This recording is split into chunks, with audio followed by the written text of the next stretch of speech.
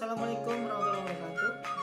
Berjumpa lagi dengan saya Ahmad Muhtar, guru SMP Negeri 15 Depok. Kita akan membahas pelajaran IPA kelas 8, bagaimana cara kerja dari organ pada sistem pernapasan pada manusia secara mekanik istilahnya. Karena nanti kita bisa bedakan adanya pernafasan dada dan pernapasan perut. Pembahasan berikutnya yang kedua adalah tentang faktor-faktor yang mempengaruhi frekuensi pernapasan pada manusia. Yang terakhir adalah tentang volume pernapasan manusia yang sehari-hari yang dilakukan oleh kita sebagai manusia. Ada saatnya kita bernafas secara biasa dan menghirup udara secara biasa, normal, dan bisa saja ketika kita mengambil udara secara maksimal atau mengeluarkan karbon dioksida baik secara biasa maupun secara maksimal. Demikian yang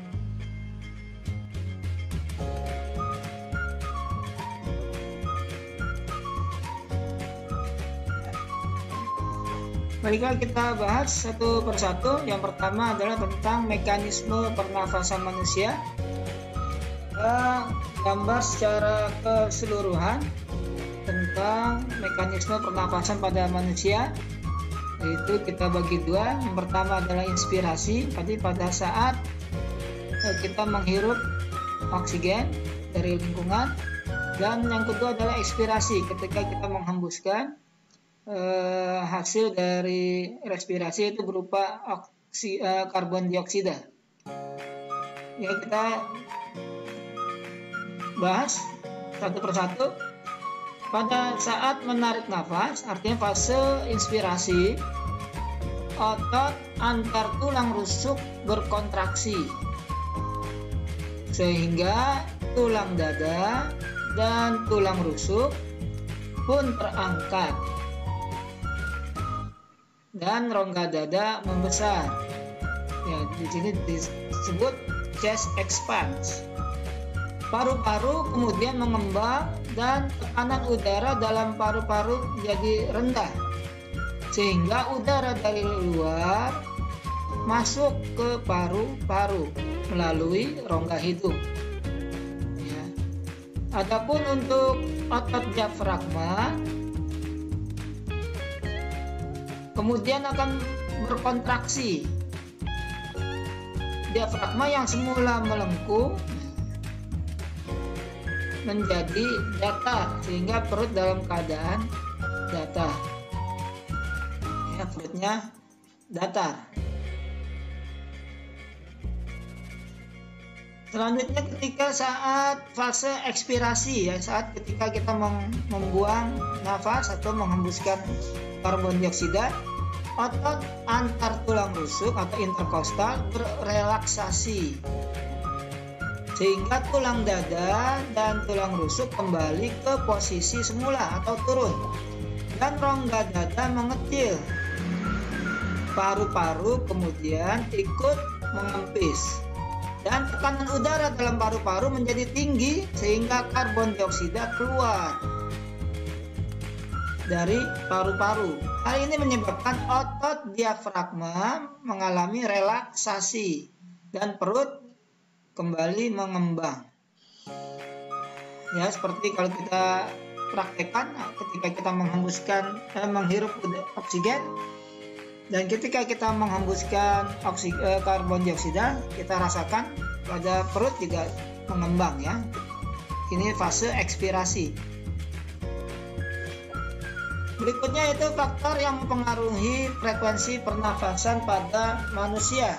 Dalam waktu 1 menit sekitar 15-18 kali kita melakukan respirasi, yaitu menghirup oksigen dan sekaligus menghembuskan karbon dioksida. Jadi ada pertanyaan, apakah sama dengan frekuensi pernapasan orang lain ya, teman kita. Ternyata ada banyak faktor yang mempengaruhi frekuensi pernafasan. Yang pertama yaitu jenis kelamin. Jenis kelamin ya disebutkan bahwa laki-laki lebih banyak bergerak sehingga lebih banyak memerlukan energi, sehingga kebutuhan oksigen dan produksi karbon dioksida pada laki-laki jauh lebih tinggi dibanding perempuan ya. Jadi faktor jenis kelamin berpengaruh antara laki-laki dan perempuan. Faktor yang kedua adalah usia ya.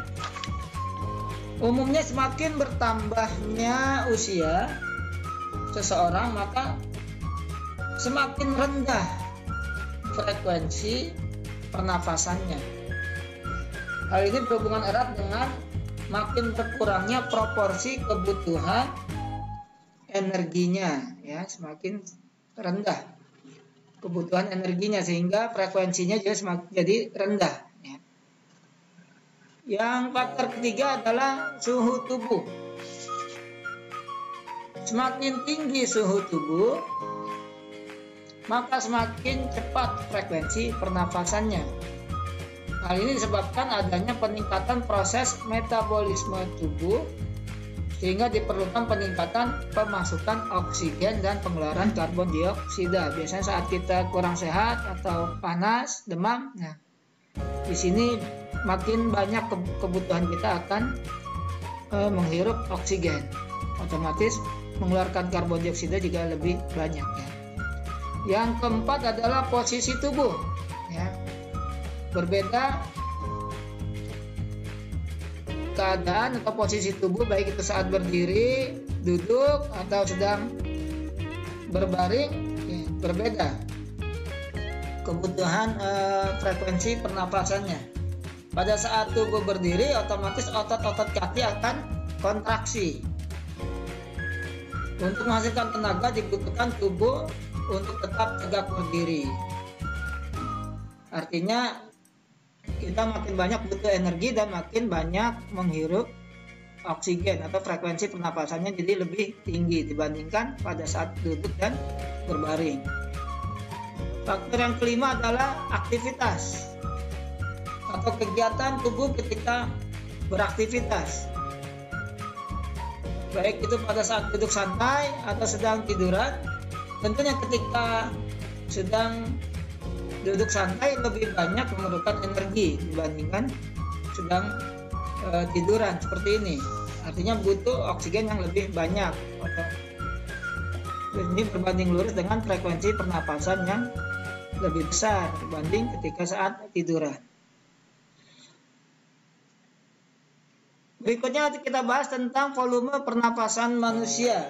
Artinya berapa sih jumlah udara yang kita hirup saat kita bernafas biasa, atau yang lebih dalam lagi mengambil nafasnya, dan berapa sih volume yang kita keluarkan ketika saat posisi biasa, keadaan biasa mengembuskan karbon dioksida. Yang pertama kita bahas yaitu namanya adalah volume tidal. Volume tidal ya adalah volume udara pernafasan atau inspirasi biasa yang besarnya lebih kurang yaitu 500 cc atau 500 ml. Yang kedua adalah volume cadangan inspirasi, yaitu volume udara yang masih bisa dimasukkan ke dalam paru-paru setelah melakukan inspirasi biasa. Besarnya adalah volumenya 1500 ml.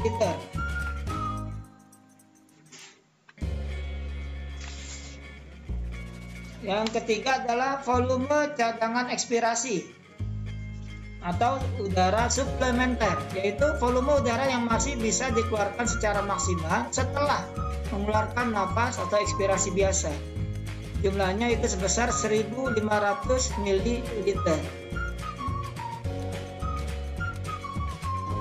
Yang berikutnya itu volume residu atau sisa, yaitu volume udara yang masih tersisa di dalam paru-paru setelah mengeluarkan nafas atau ekspirasi secara maksimal.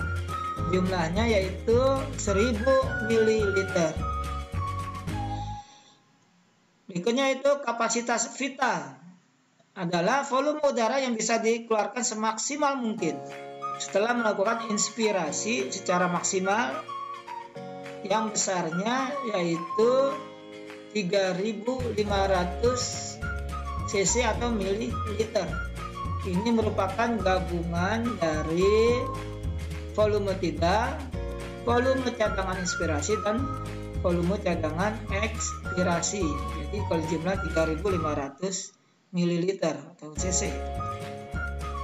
Terakhir yaitu adalah volume total paru-paru, adalah volume udara yang bisa ditampung paru-paru semaksimal mungkin, yang besarnya kurang lebih 4500 ml atau cc. Artinya ini adalah jumlah dari kapasitas vital yang 3500 ditambahkan volume sisa yang 1000 cc. Jadi jumlahnya adalah 4500 cc. Yang pertama, jelaskan mekanisme pernafasan manusia secara inspirasi dan ekspirasi. Nomor 2, mengapa frekuensi pernafasan manusia untuk usia muda berbeda dengan yang usia tua. Yang ketiga adalah berapa volume, untuk volume apa saja aspek-aspeknya yang ada pada volume vital dan berapa jumlahnya.